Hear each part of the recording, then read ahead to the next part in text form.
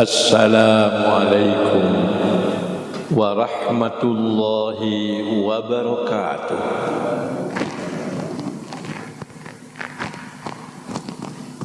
Alhamdulillahi rabbil alamin. Wa bihi nasta'inu ala umurid dunya waddin. Ashhadu an la ilaha illallah wahdahu la syarika lah, al-malikul haqqul mubin. Wa ashhadu anna Muhammadan abduhu wa rasuluh, sadiqul wa'dil amin. Allahumma salli wa sallim wa barik ala sayyidina Muhammad wa ala alihi wa sahbihi ajma'in.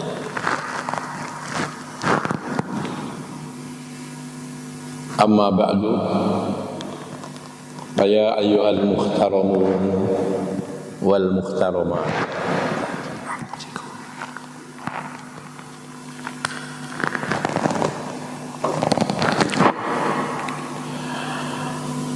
Pada pagi hari ini saya tadi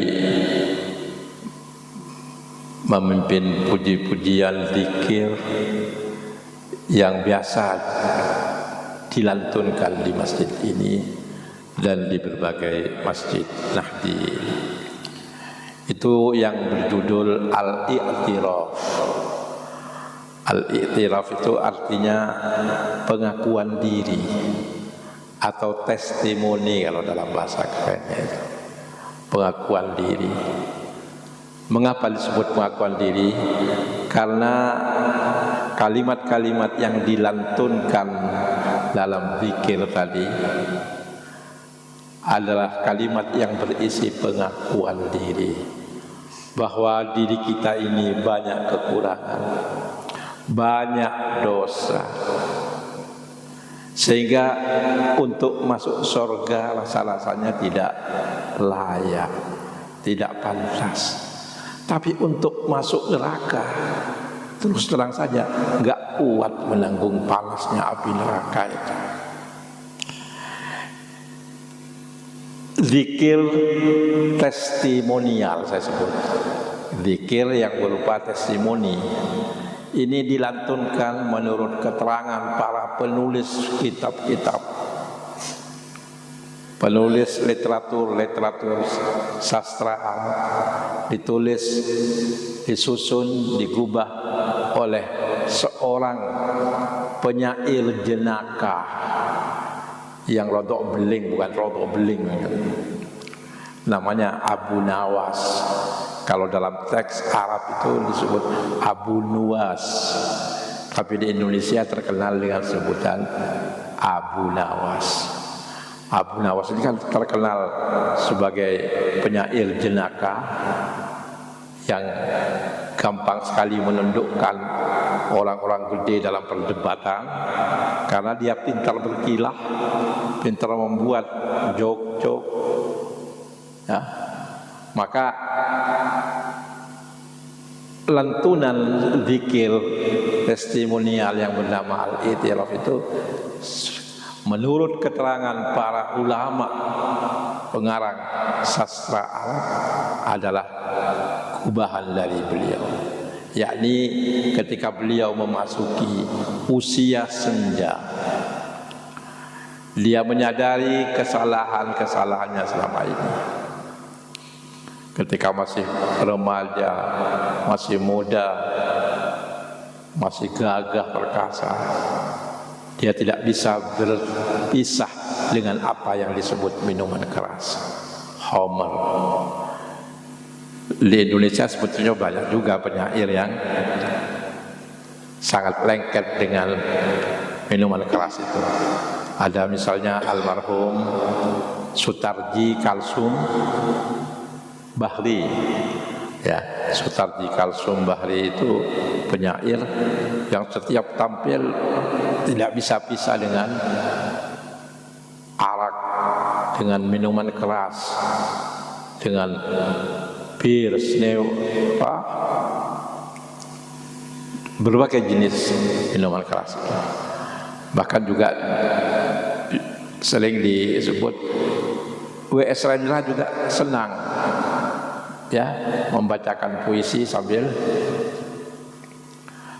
minum minuman keras. Ini kan sesuatu yang sangat dilarang oleh agama kita. Tapi ini banyak dilakukan oleh penyair.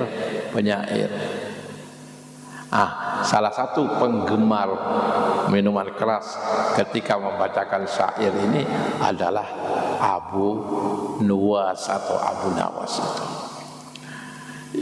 Syair ini disebut al-i'tiraf karena memang isinya seperti yang saya katakan tadi, pengakuan diri, testimoni bahwa dia adalah orang yang banyak dosa, sehingga mengharapkan tidak lain ampunan, maghfirah dari Allah Subhanahu wa taala.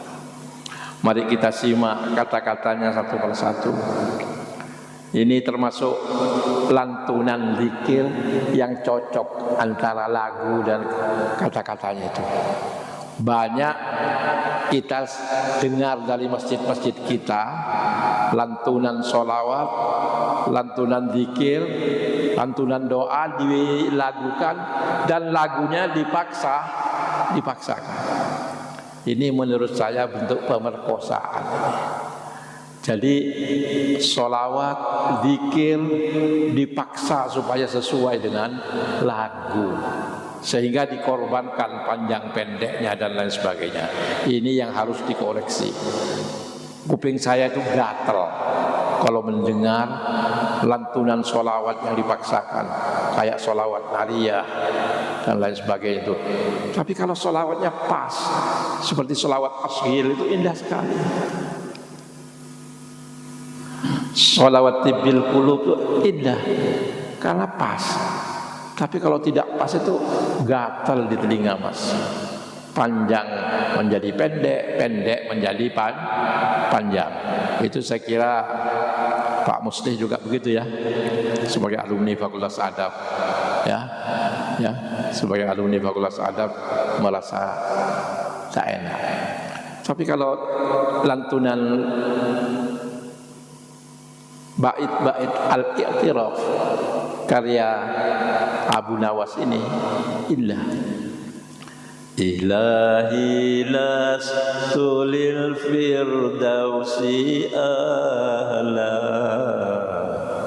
wala aqwa ala naril jahimi fahab li taubatan waghfir dhunubi fa innaka ghafirudz dzambil azimi. Ilahi, wahai Tuhanku, lastu lil firdausi ahla, aku ini tidak pantas untuk menjadi penghuni surga Firdaus. Wala aqwa ala naril jahimi, tapi aku juga tidak kuat untuk menanggung panasnya api neraka jahim.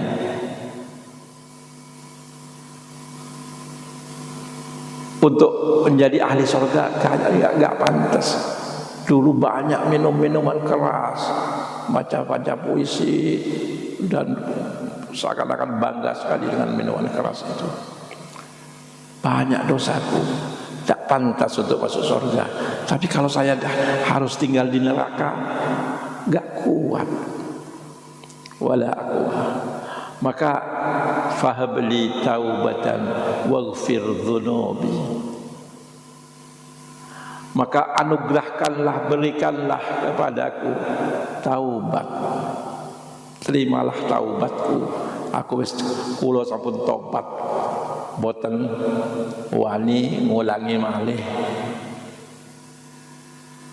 Waghfir dhunubi, lan ampunilah dosa-dosaku. Fa innaka ghafirudz dzambil adzimi, sebab sesungguhnya engkaulah pengampun dari dosa yang besar itu. Lalu dia berbicara soal dosa-dosanya itu. Dzunubi mislu a'dadir rimali fahabli taubatan ya lal jalali wa umri nakisun fi kulli yaumin wa dhanbi zaidun kaifa ihtimali. Dzunubi, dosa-dosaku ya Allah, mislu a'dadir rimali, tak ubahnya bagaikan bilangan jumlah dari pasir-pasir yang ada di laut, di pantai, di bumi. Alias dosaku sungguh sangat banyak. Dzunubi mislu a'dadir rimali fahabli taubatan, maka berikanlah kepadaku taubat ya lal jalali, wahai Allah si pemilik segala kebesaran. Wa umri nakisun fi kulli yaumin, dan umurku berkurang pada setiap hari. Memang umurnya bertambah. Dulu tahun kemarin umurnya 50, sekarang menjadi 51. Tapi sebetulnya hakikatnya umur itu semakin berkurang. Karena kalau Allah menetapkan dia meninggal dalam usia 60 tahun, tinggal 10 tahun. Satu hari kurang 1 hari, besoknya kurang 1 hari lagi, besoknya kurang lagi. Jadi nakisun, umur itu pada hakikatnya semakin berkurang. Sebaliknya wa dzambi zaidun, dosaku justru ditambah. Jadi umur setiap hari berkurang, di lain pihak dosa setiap hari semakin bertambah. Wa umri nakisun fi kulli yaumin wa dzambi zaidun kaifa ihtimali, maka bagaimana ini mengatasinya ini? Dosane tambah, umure kurang. Piye cara mengatasinya? Terus dia lanjutkan, ilahi abdukal asi ataka, wahai Tuhanku, ini hambamu yang bernama Abu Nuwas. Ilahi abdukal asi, hambamu yang penuh maksiat ini, yang durhaka ini, yang dulu sering sedang minuman keras, main perempuan dan sebagainya. Ataka, telah datang kepadamu, menghadapmu lewat munajat di tengah malam, misalnya ketika sholat tahajud, sholat witir. Ini hambamu yang penuh maksiat datang kepadamu, mukirron bidzunubi, seraya mengakui tentang dosa-dosanya, berikrar tentang dosa-dosa yang telah dilakukannya. Ini hambamu sekarang datang pada mukirron bidzunubi wa qad da'aka, dan dia benar-benar telah berdoa kepadamu, memanggilmu, meminta kepadamu agar diampuni dosa-dosanya. Ini dia hambamu datang, hamba yang banyak dosa, abdukal asi, hambamu yang penuh maksiat. Maka terselah Tuhanku, bagaimana akan memperlakukan aku.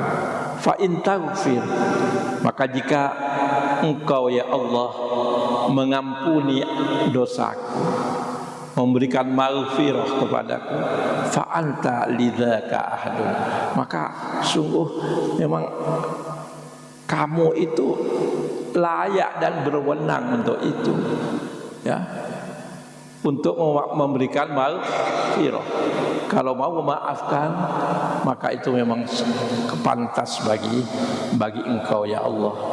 Itu memang kewenangan Engkau ya Allah. Sebaliknya, wa in tatrud, jika Engkau acuhkan hambamu yang datang menghadap ini, faman narju siwaka, maka siapa gerangan yang kami harap selain Engkau. Faman narju siwaka, ini yang betul, bukan faman yarju, tapi faman narju. Wa in tatrud, dan jika Engkau acuhkan si hambamu yang datang ini, faman, maka siapa gerangan narju yang kami harapkan siwaka selain Engkau ya Tuhanku. Karena kami tahu tidak ada yang bisa mengampuni dosa kecuali Allah. Dalam Sayyidul Istighfar itu di akhir kalimatnya ada fa innahu la yaghfirudz dzunuba illa anta. Maka sesungguhnya tidak ada yang bisa mengampuni dosa kecuali Engkau ya Allah. Ini kalimat-kalimat ini sangat indah ya. Dan kalau dilantunkan dengan pas, itu akan memberikan kesan, memberikan pengaruh tersendiri terhadap batin kita. Apalagi kalau dihayati dengan penuh penghayatan. Nah, makanya saya ikut merekomendasikan zikir testimonialnya Abu Nawas ini untuk dilantunkan menjelang waktu sholat dan lain sebagainya.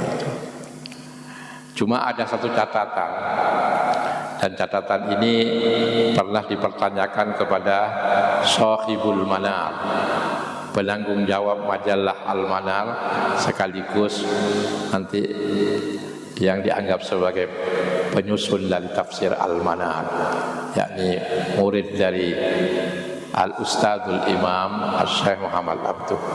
Shahibul Manar, yakni As-Sayyid Muhammad Rashid Ridho, pernah ditanya bagaimana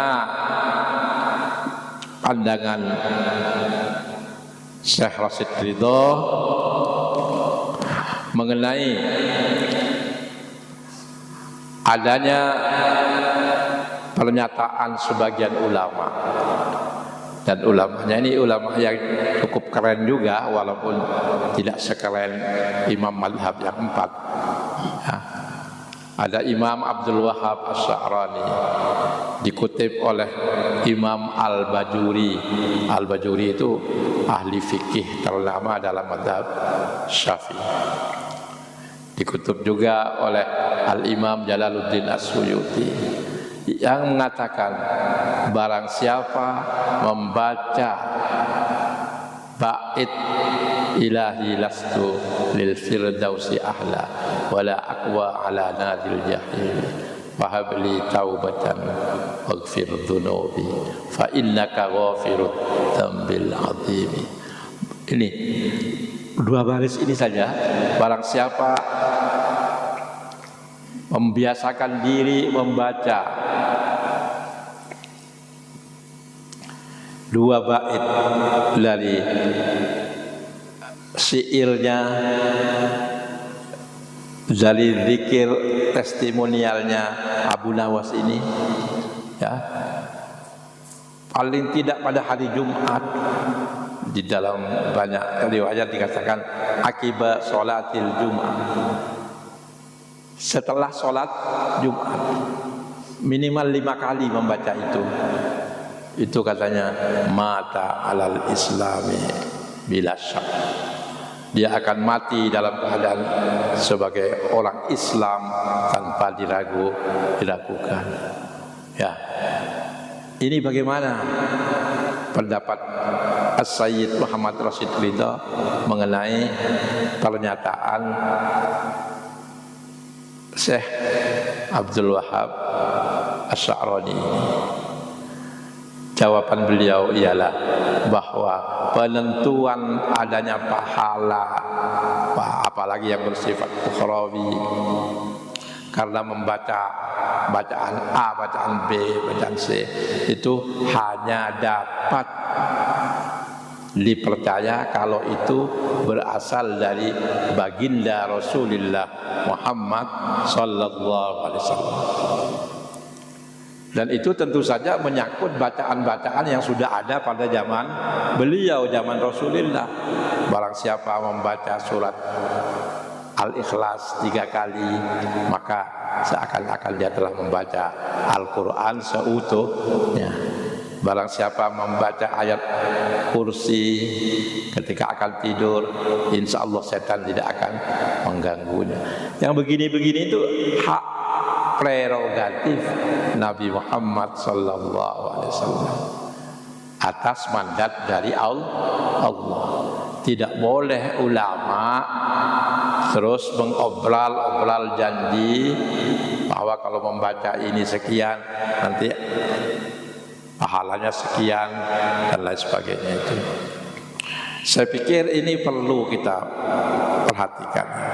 Kita sering membaca sholawat banyak sekali, ya, dengan iming-iming bahwa kalau membaca sholawat A ini sekian kali nanti pahalanya berupa ini dan lain sebagainya.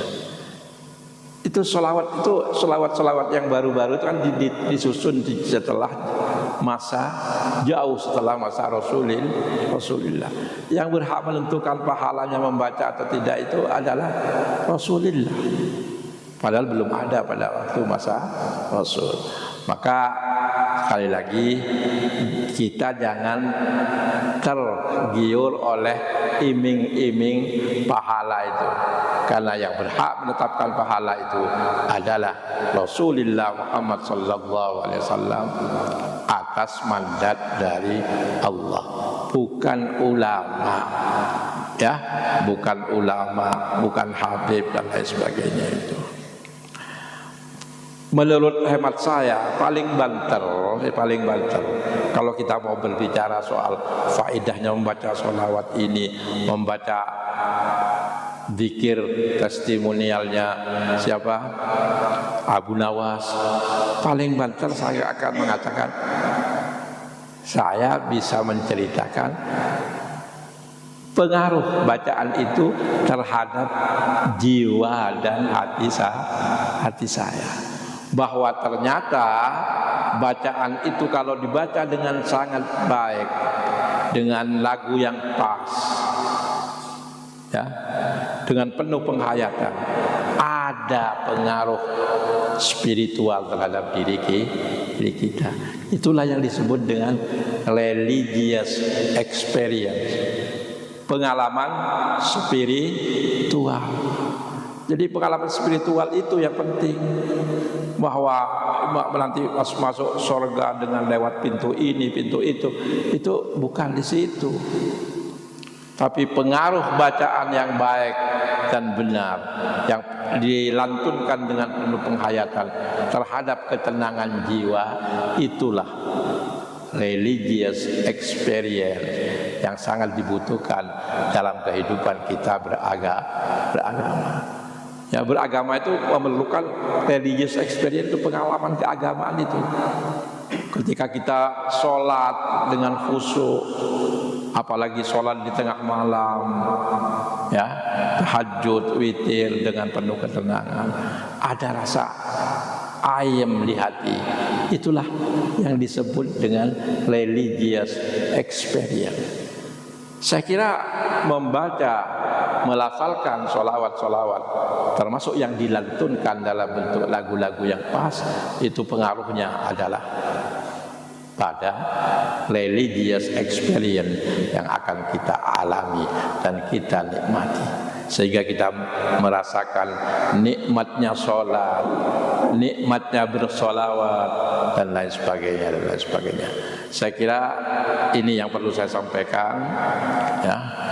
Jadi zikir testimonialnya Abu Nawas itu merupakan bentuk iktiraf, pengakuan.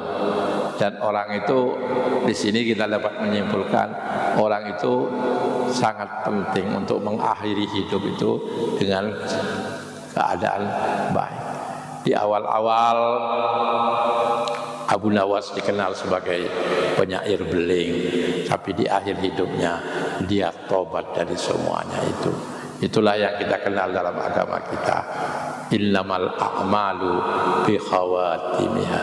Sesungguhnya amal itu ditentukan oleh bagian-bagian akhirnya. Mudah-mudahan bagian-bagian akhir dari kehidupan kita ini berakhir husnul khatimah. Amin ya rabbal alamin.